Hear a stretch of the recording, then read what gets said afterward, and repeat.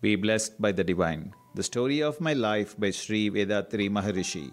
Chapter 16 Problems. I had persevered in my attempts to improve my lot, basing my efforts on uprightness of conduct, diligence, and a great regard for enlightened men. Yet I failed to achieve an adequate sense of fulfillment. By the time I had solved one problem, another loomed large. The whole lot of human beings is like that. Man or woman, an intellectual or a dunce, rich or poor, strong or weak, young or old, learned or illiterate, householder or ascetic, whoever it may to be born is to get entangled in problems. The first reason for this seems to be the background, the society one lives in. The community pattern is a factor so powerful that the individual caught in it cannot escape.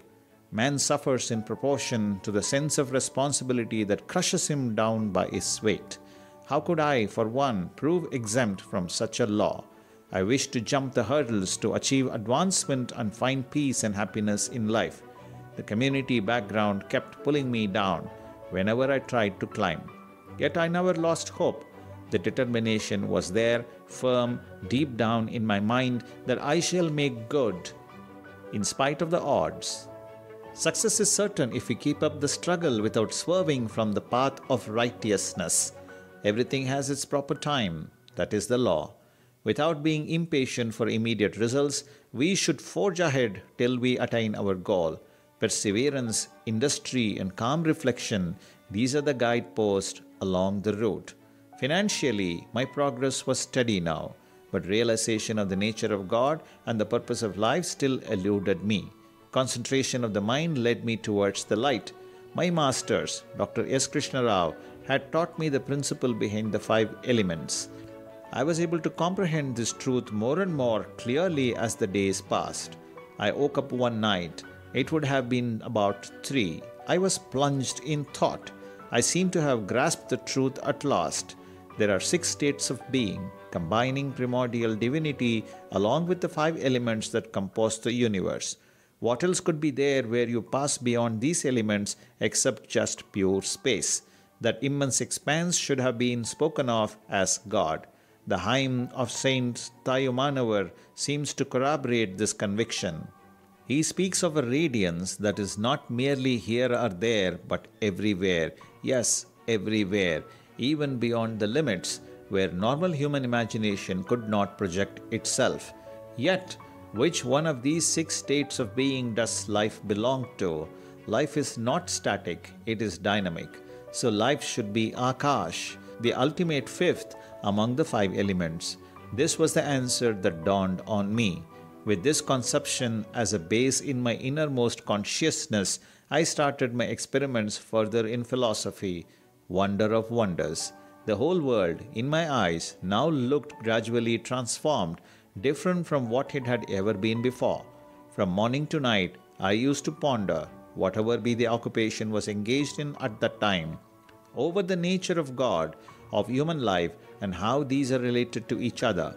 Each scene, each act, each human being I witnessed seemed to convey to me a sermon of the great ultimate reality. The mind was full, elated, and at peace. But at the same time, I was aware that this understanding of mind was at variance with most of the teachings in mythology and in the rituals and ceremonies. I should therefore discover the reality behind these apparent contradictions. For some years, I was happily engrossed in the contemplation of the 5 elements and the absolute truth behind them. This in no way interfered with my day-to-day work.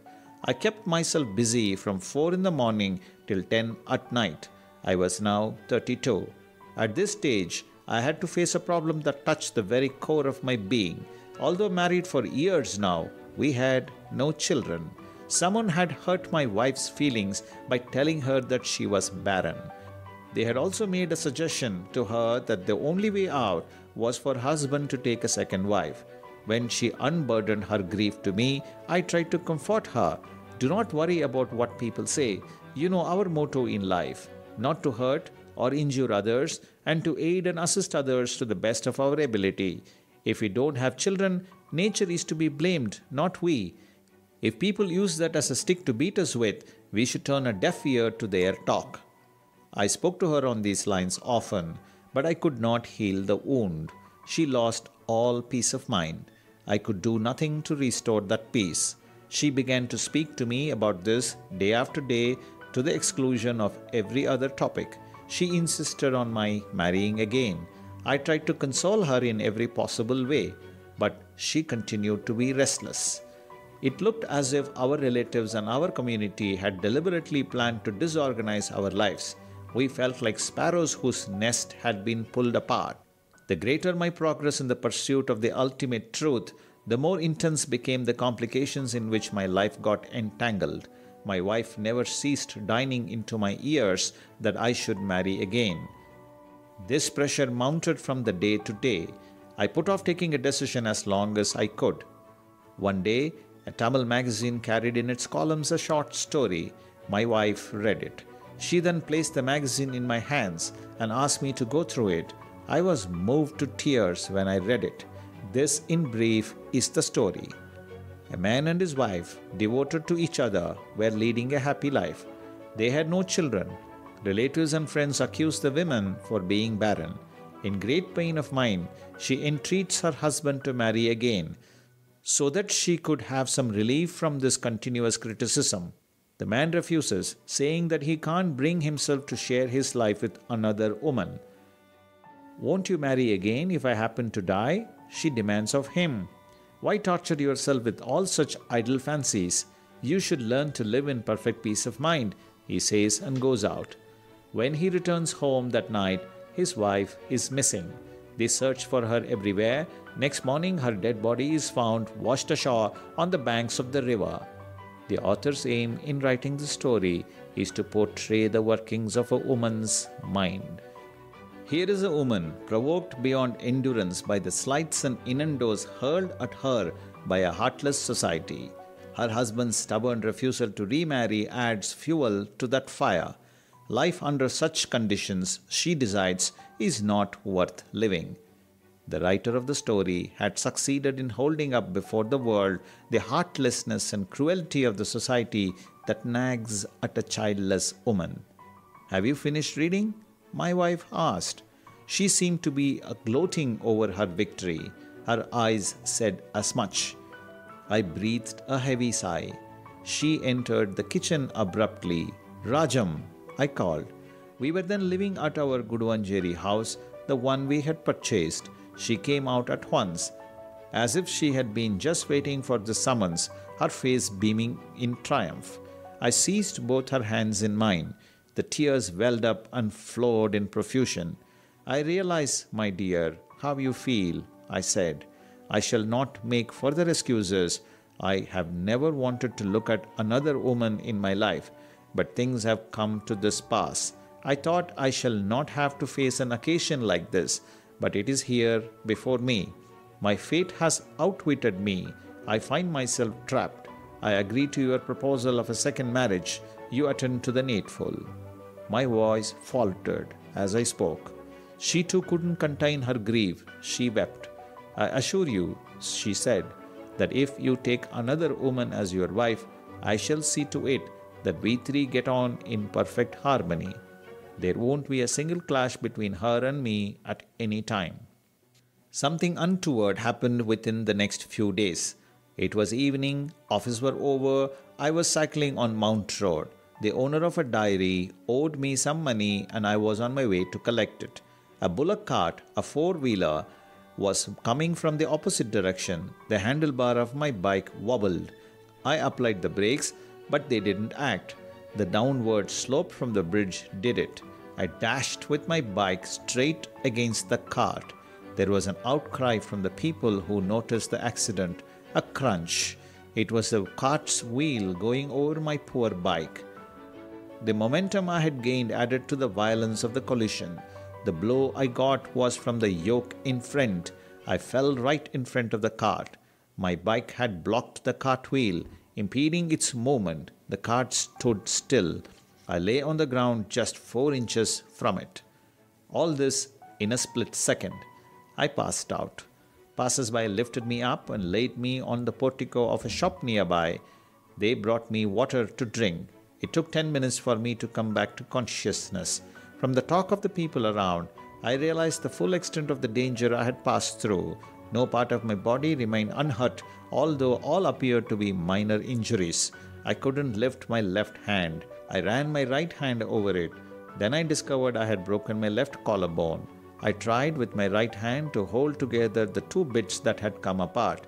I recognized in the crowd around me a boy who had been working for me while I was in the milk business. I asked him to follow me, got into a rickshaw, and went direct to the general hospital. I reported the accident to the doctor in charge of the casualty ward. He asked me to be seated and left. An hour passed, but no treatment was given. My pain was increasing. I got into a rickshaw again and went to a bone setter at Chindadri Pet. He at once bandaged the fractured bone, applied ointments to all the injuries, and sent me to Egmore station along with my servant boy. I had by now managed to send word home by an acquaintance I met on the way. He had gone and reported that I had been hit by a car and had been admitted in the hospital for treatment of broken bones. The whole village, I learnt later, was in commotion, watching my mother and my wife crying in their grief. The report had been highly exaggerated. It had been made out that my life hung in the balance. One of my friends comforted my mother and my wife, telling them he would go to Madras and find out the truth. He now came to the Egmore station. As both of us had first-class season tickets, we travelled in comfort and reached Guduvancheri at 10:30 in the night. My limbs, stiff and aching, did not permit movement. Departure of the train was delayed to enable me to alight. Some people got into the compartment and lifted me down. They sent for a cot, made me lie down on it, and carried me to my house. Looking at my bandages and my inability to sit up, my wife burst out weeping again. It was more than I could bear. I asked her to draw nearer and explain to her that, except for a single fractured bone, nothing else was serious and that I would be all right in a week. There were about 25 people around me that night. None of them had a wink of sleep. From villages all around, relatives kept pouring in to see me. Our housekeeping bill mounted alarmingly. The fracture showed no signs of mending at the end of that week, so I went to an expert bone setter at Puttur and got it bandaged again. In a week it was mended. The wounds also healed completely. The marriage proposal was shelved for an year. After that came World War II and evacuation. They decided to move my office to Coimbatore. I took leave for 6 months. The lungi business was proving highly profitable. My brother-in-law and my sister left Madras and came over to live with us. All of them had to be provided for and also provided with work.